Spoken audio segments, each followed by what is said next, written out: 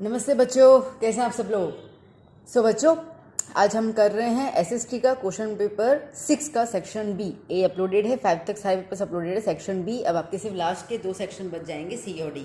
ठीक है बच्चों, तो यहाँ पे आपका गाला पेपर भी खत्म हो जाएगा एसएसटी का। साइंस का ऑलरेडी कंप्लीटेड है, मैथ्स का भी ऑलमोस्ट कंप्लीट हो चुका है, शायद 1 या 2 सेक्शन ही कुछ बाकी हैं। तो चलिए अब देखते हैं हम लोग क्या है सेक्शन बी के अंदर। 2 मार्क का क्वेश्चन होता है ये। तो 17 क्वेश्चन कह रहा है आपको, images of which animals are shown on the India's national emblem. ठीक है, तो नेशनल एम्बलेम में कौन से एनिमल्स का पिक्चर अपने को देखने को मिलता है। तो नेशनल एम्बलेम में लेफ्ट की तरफ जो होता है वो हॉर्स होता है, घोड़ा, और राइट की तरफ जो होता है वो बुल।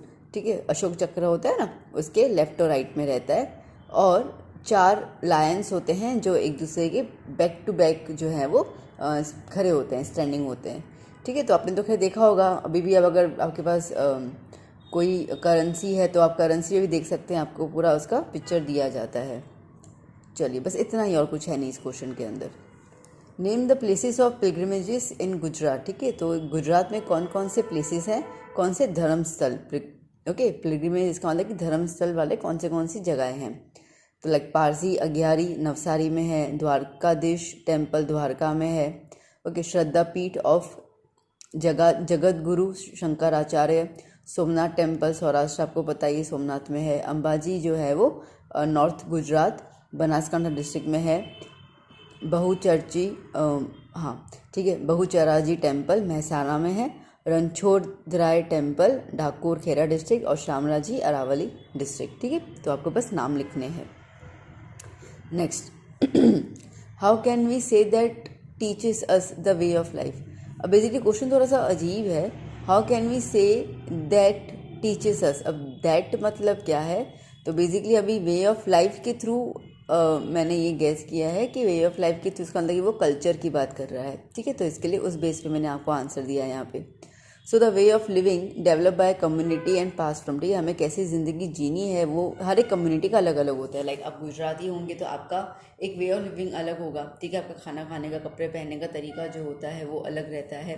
देखिए अभी तो क्या ना, अभी लाइक हम लोग ऑलमोस्ट जो है वो सेम तरीके की क्लोथिंग यूज़ करते हैं। ठीक है, वही पैंट शर्ट जीन्स वगैरह। बट अगर आप जब मैरिजेस या कोई ओकेजन की बात करते हैं तब हम लोग हमारे ट्रेडिशन को उस टाइम में ज़्यादा फॉलो करते हैं बाय वेयरिंग द कस्टम्स जो भी हमारे कम्युनिटी में चलते हैं। ठीक है, तो वो जो कम्युनिटी में, ठीक है, किस तरीके से कस्टम्स होते हैं, और वो कम्युनिटी जो है वो जनरेशन टू जनरेशन वो कस्टम को पास करती है, जिसके अंदर practices, places, objects, customs, artistic expression, values, इनको हम कहते हैं एक्चुअली कल्चर हेरिटेज। तो कल्चर हेरिटेज जो होता है वो हमें कैसे ज़िंदगी जीनी है वो हमें सिखाता है। तो ये होता क्या है, basically it is some of the habits, values. ठीक है, हर एक कम्युनिटी के कुछ अपने मॉरल वैल्यूज़ होती हैं, कुछ हैबिट्स होती हैं। जैसे अगर हम बात करते हैं तो मुस्लिम जो होते हैं वो दिन में 5 बार नमाज पढ़ते हैं। ठीक है, तो उनकी हैबिट भी और वैल्यू भी है। ओके, तो इस तरीके से हम बात करते हैं। ट्रेडिशन की हम बात करते हैं तो जैसे कि अगर महाराष्ट्रियन की बात करेंगे तो महाराष्ट्र जो है वो गणपति जी को ज़्यादा पूछते हैं, बंगाली जो है वो दुर्गा माता को पूछते हैं, है ना, बात समझ। तो ट्रेडिशंस, ठीक है, लाइफ स्टाइल सबका अलग अलग होता है। तो in the other words we could say कि पीपल जो है वो इसको कहते हैं वे ऑफ लिविंग। कल्चर के अंदर बिहेवियरल पैटर्न आ जाता है। ठीक है, मेंबर्स के साथ कैसे इंटरेक्ट करना है वो आ जाता है। ये एक टाइप का नॉलेज होता है जो हम लोग जनरेशन टू जनरेशन पास करते हैं। जब आप देखना कि जब आपके घर पे कोई बच्चा पैदा होता है या क्या, तो उनको सिखाया जाता है धीरे धीरे ना, सुबह उठ के प्रणाम करना है, कोई नमस्ते सिखाता है, कोई जय श्री कृष्ण। तो ये सब नॉलेज भी होता है साथ साथ जो हम पास करते हैं। क्लियर बच्चों, तो यही सब है। अब इसमें कल्चर में हिंदू कल्चर हो गया, गुजरात कल्चर हो गया, अमेरिकन कल्चर हो गया, तो हर एक का कल्चर रहता है। चलिए next, write about the types of classical dance forms of India along their place of origin. ठीक है, कहाँ कहाँ से वो आए हैं। तो पहला है भरतनाट्यम, ये जो है वो तंजौर डिस्ट्रिक्ट तमिलनाडु में ओरिजिनेट हुआ था। कुचिपुड़ी जो है वो 15th सेंचुरी से डांस ओरिजिनेट हुआ है और ये आंध्र प्रदेश का फेमस डांस है। Kathakali Kerala, okay, Kathak north India. Manipur dance जो है वो मणिपुर ईस्ट में, पता ही होगा। ठीक है, ओडिसी और उड़ीसा, मतलब कि कुछ नाम तो उन्हीं के स्टेट में ही, इस स्टेट से ही है, तो आपको लर्न हो जाएगा। चलिए next, write about the tribal dances of Gujarat. ठीक है, एक्स्ट्रा क्वेश्चन है ये। तो गुजरात के ट्राइबल डांसेस, इसका मतलब कि वो लोग जो ट्राइबल एरियाज़ में, ठीक है, गुजरात में रहते हैं, वो अपने मैरिजेस में कुछ फेस्टिवल्स होते हैं, कई बार ना भगवान को खुश करने के लिए वो कुछ टाइप के डांस उनके होते हैं, ठीक है। So they dance in a circle form mostly on tunes of various traditional music. अब जैसे अगर मैं आपको सिंपल एग्जांपल दूँ तो हम लोग जो गरबा करते हैं वो भी बेसिकली हम लोग जो अम्बे माता होती हैं, जो 9 दिन पे हम लोग जो माता को अलग अलग मानते हैं, ठीक है, तो उनको उनको प्लीज़ करने के लिए रहती है, ऐसा समझ में। तो इस तरीके से ट्रेडिशनल इंस्ट्रूमेंट्स के ऊपर अभी तो क्या थोड़ा सा एडवांस हो गया, वरना पहले ड्रम होता था, मंजीरा, ढोलक, ठीक है, और प्लस फोक सॉन्ग्स होते थे, मतलब कि उन ट्राइबल कम्युनिटी के अपनी लैंग्वेज में कुछ रिलीजियस फॉर्म में कुछ गाने होते थे, वो गा के वो डांस करते थे। सो ट्राइबल डांस फॉर्म छाड़ो, okay, the dancer imitate different birds like, ठीक है। अब इसमें क्या होता है ना कि अलग अलग बर्ड्स है, पीकॉक हो गया, स्क्वायरल हो गया, स्पैरो हो गया, ठीक है, बर्ड्स हो गए या कुछ एनिमल्स हो गए, तो उसके उनके उनके क्या बोलते हैं, इमिटेट करते हैं। इमिटेट मतलब कि उनकी नकल करके वो डांस करते हैं, ठीक है। Then we can see this छाड़ो in the form of dance in Dang area Gujarat, ठीक है, मालिनो छाड़ो और ऐसे कुछ नाम लिखे हुए हैं। These are form in the Dang. The liberals of Bhil एक कम्युनिटी होती है, कोली कम्युनिटी होती है, ठीक है, वो भी एक डांस करते हैं, इसको हम कहते हैं टिप्समी dance. In this dance the dancers group in a group of the set of thick sticks, ठीक है, मोटी मोटी लकड़ियाँ हाथ में रखते हैं और फिर वो छोटी छोटी लकड़ियों से उनको कुछ स्टिक करते हैं। Then they strike the sticks on the floor and dance, ठीक है, फ्लोर पे टक टक ऐसे करके वो डांस किया जाता है। चलिए next, give information about the Qutub Minar, ठीक है। अब कुतुब मीनार जो है, मीनार ओके, बहुत बड़ी चीज़ होती है, ये दिल्ली में लोकेटेड है। कुतुब मीनार जो है वो 12th सेंचुरी में बाय कुतुबुद्दीन ऐबक, जो गुलाम डायनेस्टी के फाउंडर थे, उनके थ्रू बनाया गया था। जब वो गुजर गए थे तो बाकी मतलब पूरा कुतुब मीनार बना नहीं था, तो उसके बाद उनके सन इन लॉ ने, ठीक है, मतलब कि उनके दामाद ने ये मीनार जो है वो कंप्लीट करवाया था। The Minar is 72.5 metre tall, ठीक है, इतना लंबा है, ऑलमोस्ट रेड स्टोन और मार्बल से बना हुआ है। Its circumference is 13.75 metre. Like Minar है ना, तो ये नीचे का जो एरिया है इसको सर्कमफ्रेंस कहते हैं। And it's gets reduce to 2.5। अब कैसा है ना, जैसे कि यूं करके, अब जैसे ये है, ठीक है, तो मीनार है, तो धीरे धीरे धीरे धीरे धीरे ऊपर जो है वो यूं पतला होता जा रहा है, ऐसे।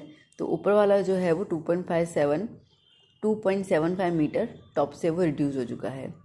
कुरान के जो वर्सेस हैं ना, कुरान जैसे हमारी गीता की कुछ ज्ञान की बातें होती है, तो कुरान में भी होता है, तो वो सब इनके जो इनका ये पिलर है ना, वहाँ पे वो एनग्रेव किया हुआ है। एनग्रेव मतलब कि वहाँ पे लिखा गया है, ठीक है।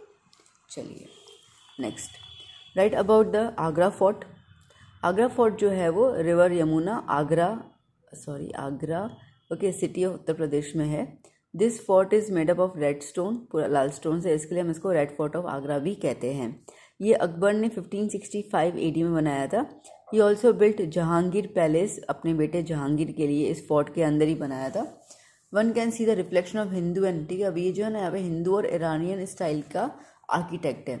Where is Bengal and Gujarat style of architect in Jahangir palace. मतलब आगरा फोर्ट में आपको हिंदू और ईरान स्टाइल में दिखेगा, और जो जहांगीर पैलेस बनाया गया था अपने बेटे के, मतलब उसमें आपको बंगाल और गुजरात स्टाइल दिखेगा। आगरा फोर्ट जो है वो 70 फीट हाई है, और उसका भी सर्कमफ्रेंस जो है वो 1.5 मील, इसका मतलब कि 2.41 किलोमीटर है। जो वॉल है फोर्ट के, ठीक है, वो उसके अंदर like are embedded with the red stones, ठीक है, वो रेड स्टोन से पूरा बना हुआ है, और इतना शानदार तरीके से ना कि आपको वो स्टोन के जॉइंट्स नज़र ही नहीं आएंगे। समझ लो, जैसे कि ये एक स्टोन है, ओके, और ये एक स्टोन है, तो एक ये ज्वाइंट जो नज़र आ रहा है ना, मैंने बनाया, तो वो इन्होंने शानदार तरीके से कि ज्वाइंट आपको लगा एक पूरा लंबा पत्थर है ना, इतना शानदार तरीके से उन्होंने बनाया हुआ है। जहांगीर के बेटे शाहजहां ने अपने लास्ट के दिन जो है वो आगरा फोर्ट में ही स्पेंड किए थे, ठीक है। चलिए नेक्स्ट क्वेश्चन, एक्स्ट्रा क्वेश्चन आ रहा है, where is Humayun's tomb situated and give the brief information. अब ये जो है वो मुगल एम्परर हुमायूं ने बनाया था, जो दिल्ली में है। काफ़ी लाइक बेहतरीन तरीके से ये मुगल डायनेस्टी के हिसाब से अगर हम कहें तो it is one of the finest example. वो 1562 के 1571 के पीछे बनाया था। उसके बाद जब हुमायूं जी जब गुजर गए थे, तो उनकी जो रानी है हमीदा बेगम, ठीक है, उन्होंने उनका मकबरा, टॉम मतलब मकबरा वहाँ पे बनाया था। ये टॉम जो है वो अगेन ईरानियन स्टाइल में है, रेड और वाइट स्टोन्स में, ओके, अब ज़्यादा कोई इन्फॉर्मेशन है नहीं आपकी बुक में, जो भी था वो मैंने आपको दे दिया है यहाँ पे।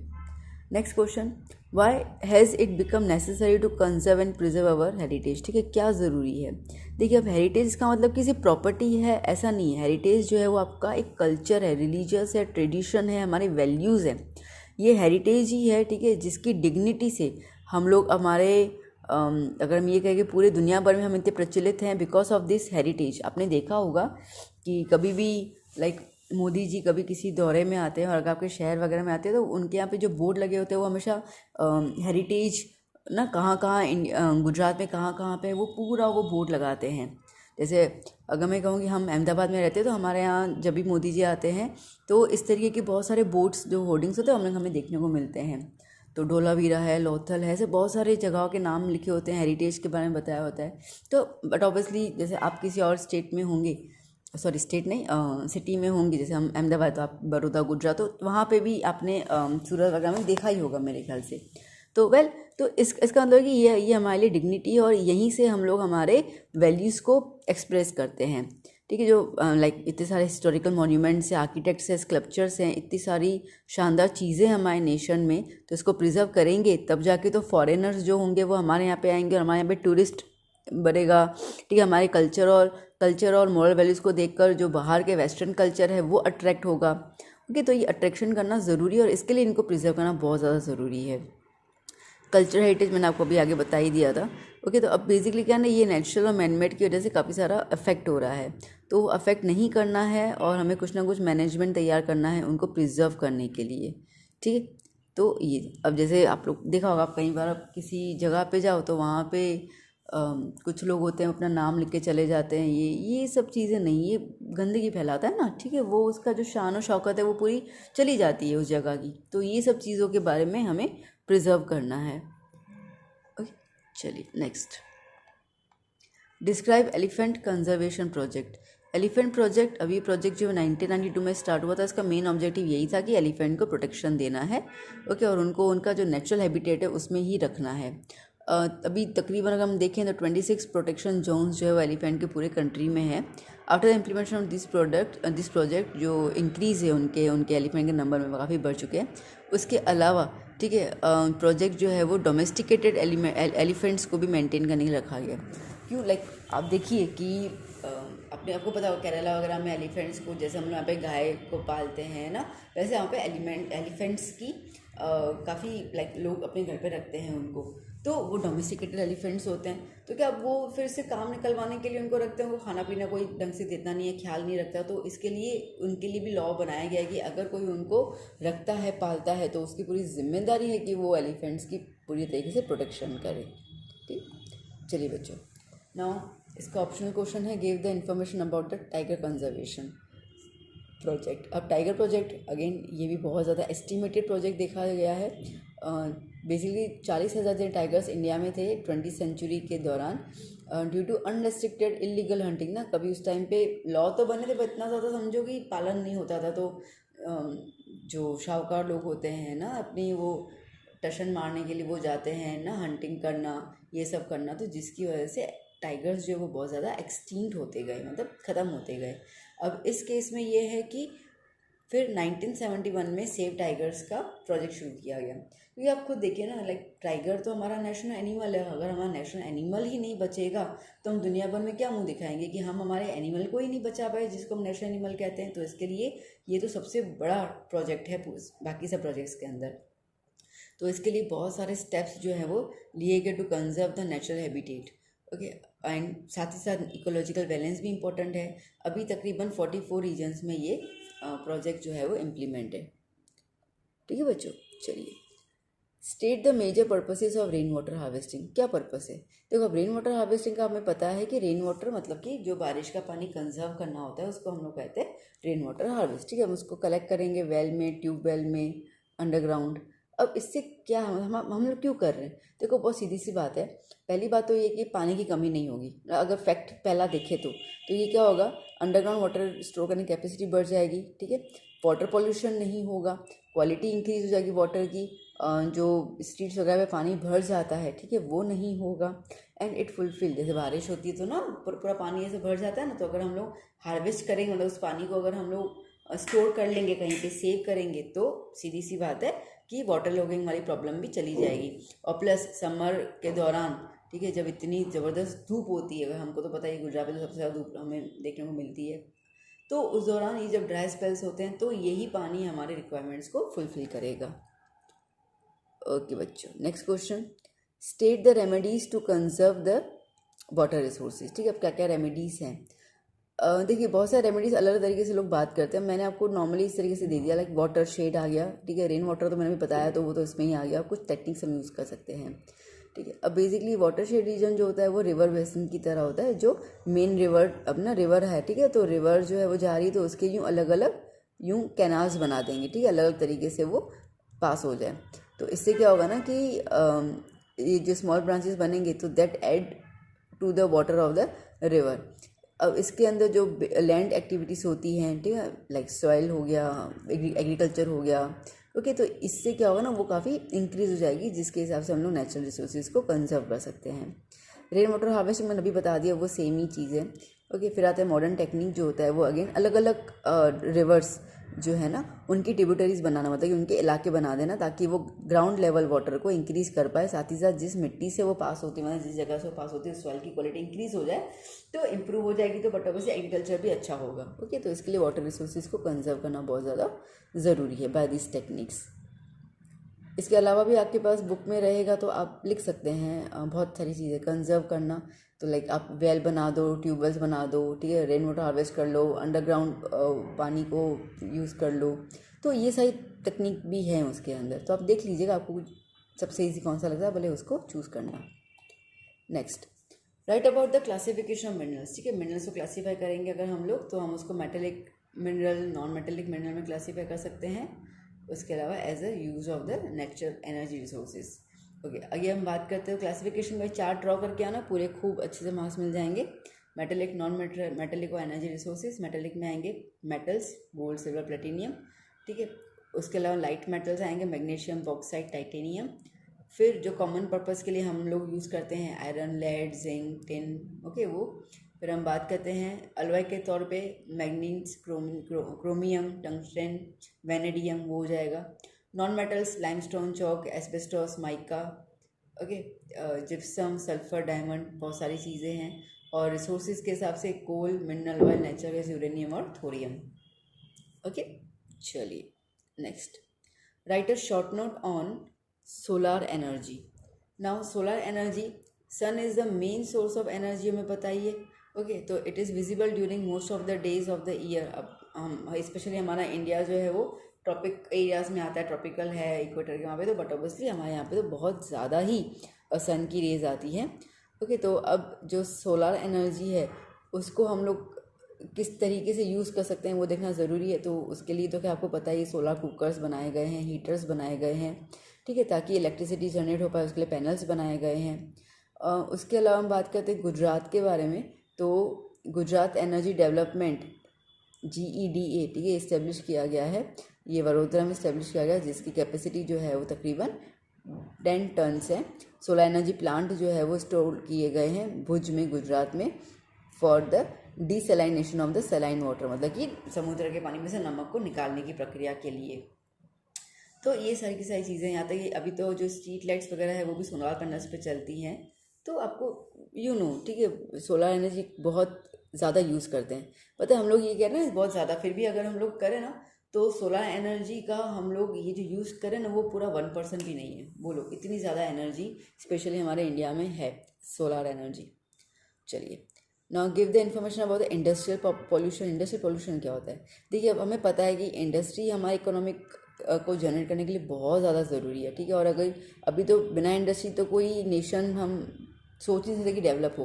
But now the point is that कि उसका like every coin has two sides ना बेटा, तो इसका डाउन साइड भी तो होगा ही। अब उसका डाउन साइड ये है कि पोल्यूशन बहुत क्रिएट करता है ये, ठीक है, जिसकी वजह से हमारा एनवायरनमेंट जो है वो ख़राब होने को आया है। सो अब ये क्या करता है, ये देखिए बेसिकली जो एयर है, ठीक है, अब चिमनी के थ्रू पूरा गैस, वो पोल्यूटेड गैस बाहर निकालता है, कार्बन मोनोऑक्साइड और सल्फर डाइऑक्साइड जैसी गैसेस उसके अंदर होती है, जिसकी वजह से पॉल्यूशन बढ़ गया है और एयर की क्वालिटी डिक्रीज़ हो गई है।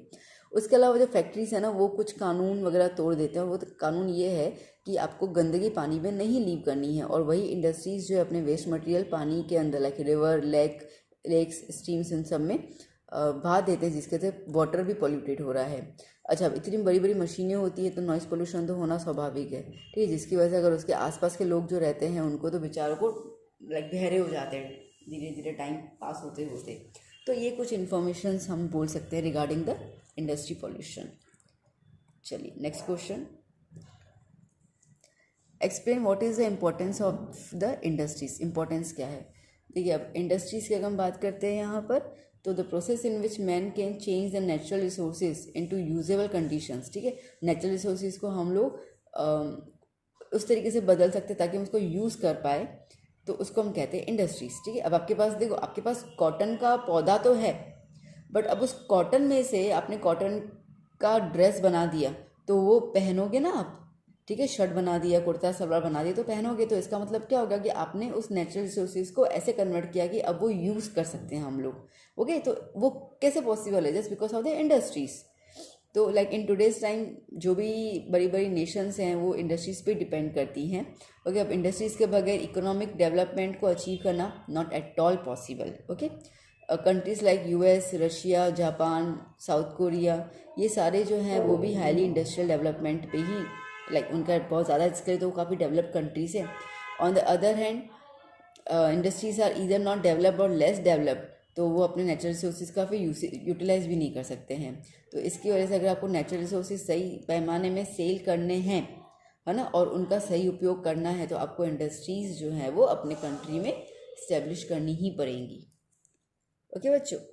चलिए next question, mention the problem face by the jute industry. अब जूट इंडस्ट्री जो है वो ये है कि पहले ना जूट का पैकेजिंग होता था, जैसे आप देखो ना, तो पहले ना जैसे गेहूं का लाइक 25 किलो की जो गेहूं की बोरी आती थी वो जूट में आती थी, अभी प्लास्टिक में आते हैं, आपने देखा होगा वाइट कलर का होता है, ठीक है। तो पैकेजिंग मटेरियल के ऑप्शन अभी दूसरे आ गए, इसके लिए जूट नहीं यूज़ हो रहा है, ओके। इसका प्रोडक्शन का कॉस्ट भी बहुत ज़्यादा है, और अभी जूट का डिमांड जो है वो स्पेशली इंटरनेशनल मार्केट में कम हो गया है, ठीक है। तो इसकी ये कुछ प्रॉब्लम की वजह से जो है वो जूट इंडस्ट्री अभी डिक्लाइन हो रही है। चलिए last question of this section, what is terrorism. तो टेररिज्म एक अनलॉफुल यूज़ है, मतलब गैर कानूनी, ठीक है, जहाँ पे लोग जो हैं वो लोगों की प्रॉपर्टी के ऊपर या लोगों के ऊपर जो है वो वायलेंस केस करते हैं, उन गवर्नमेंट को डराते हैं, उनके सिटीजन्स को डराते हैं, ताकि उनको कुछ पॉलिटिकल उनके जो भी मकसद होगा ना वो फुलफिल करने के लिए। लेकिन हम बात करते हैं तो टेररिज्म हमारी ह्यूमन सोसाइटी में बहुत खतरनाक पॉइंट है, और ये सिर्फ इंडिया की बात नहीं है, ये पूरे ग्लोबल प्रॉब्लम है। ये टेररिज्म जो है वो ह्यूमन राइट्स जो है उसको डिस्ट्रक्ट करता है, हमारे अधिकार हमसे छीने जाते हैं, क्योंकि हमको बंदी बनाया जाता है, तो हमारा अधिकार फ्रीडम जो है वो छीन लेते हैं, ब्लड शेड, खून खराबा होता है, डिस्ट्रक्शन होता है, ठीक है। लोगों के अंदर जो है वो डर बैठ जाता है, बेचारे अनरेस्ट हो जाते हैं ना, घर से बाहर नहीं निकलना है, बहुत परेशान हो जाते हैं लोग बेचारे। Although terrorism has no connection with any religion, किसी भी रिलीजन सेक्टर के साथ कोई कनेक्शन होता ही नहीं, वो तो खुद बना लेते हैं, ठीक है। बाकी टेररिज्म देखो, टेररिज्म का कोई धर्म नहीं होता है, एक सीधी सी बात बेटा इसे समझ लेना। और टेररिज्म तो बेसिकली वो होता है ना, ये तो एक कैसे कावर्डाइज और हेटफुल एक्ट है, लोगों के अंदर जो नफरत भरी होती है ना, ठीक है, नफरत को निकालने का एक उनके पास एक ज़रिया होता है। और बेसिकली ये कहा जाता है कि ये जो कमज़ोर और बुज़दिल लोग होते हैं ना, जो नकाब पहन कर बाहर आते हैं और लोगों को उड़ा देते हैं, हिम्मत तो किसी के पास नहीं होती कि वो खुलेआम आए, ठीक है। आपने देखा ही होगा टेलीविजन्स में आए दिन जो है वो दिखाते भी रहते हैं। और टेररिज्म जो है वो किसी भी नेशन के प्रोग्रेस में हिंड्रेंस कॉज करती है। देखो कहीं पे भी बम फेंक दिया, इतने सारे लोग तबाह हो गए, मर गए, तो एक तो वो लॉस हो गया, प्रॉपर्टी का लॉस हो गया, मतलब समझ रहे हो कि न जाने कितने करोड़ों का लॉस हो जाता है। तो अब हम लोग या कोई भी कंट्री उतना पीछे चली जाती है, प्लस लोग जो है वो बेचारे जो मासूम लोग हैं उनकी हत्या हो जाती है, ठीक है। और प्लस ये जो प्रिंसिपल है लिव एंड लेट लिव, ठीक है, जिए और जीने दो, वो उसको तो वायलेट कर देना, ये जीते लाइक जीने तो किसी को देते ही नहीं है। Terrorism is an organised plan and deliberate violent act, ठीक है, ये पूरा ऑर्गेनाइज होता है, न जाने सालों तक कितने वो ऑर्गेनाइजेशन बनाते हैं, ये प्लान्ड होता है और फिर उसके बाद वो एक्ट किया जाता है बाय द टेररिस्ट, ओके। अब इसके अंदर सुसाइड अटैक्स भी होते हैं, बम हो गया, वेपन हाइड करना, ठीक है, किडनैपिंग, हाईजैकिंग, ये सारे जो है वो टेररिज्म के अंडर आते हैं, ओके बच्चों, समझ में आया यहाँ तक? सो बच्चों यहाँ पे हमने सेक्शन बी जो है वो कंप्लीट कर लिया। आई होप आपको क्वेश्चंस मैं समझा पाई। मैंने ज़्यादा आपका समय नहीं लिया, थोड़ा सा फटाफट आपको समझाया है मैंने, ओके, बिकॉज आपके तो ऑलरेडी चैप्टर समझे हुए हैं। तो चलिए, वीडियो कैसा लगा वो ज़रूर बताइएगा, थम्स अप दीजिएगा, लाइक दीजिएगा वीडियो को, और ये वीडियो और मेरा चैनल आपके फ्रेंड्स के साथ ज़रूर शेयर कीजिएगा। जो लोग मेरे से काफ़ी समय से जुड़े हुए हैं उनको तो पता ही है कि मैम कुछ ना कुछ जो है वो लाते रहते हैं। तो आपके बोर्ड तक तो खैर मुझे बहुत सारी इन्फॉर्मेशन आपको देनी भी है, बहुत सारे मुझे आपको हेल्पिंग नोट्स भी देने हैं, तो उसकी भी तैयारी शुरू हो चुकी है। तो बस धीरे धीरे आता जाएगा। तो चलो बच्चों, मिलते हैं हम लोग नेक्स्ट क्लास में।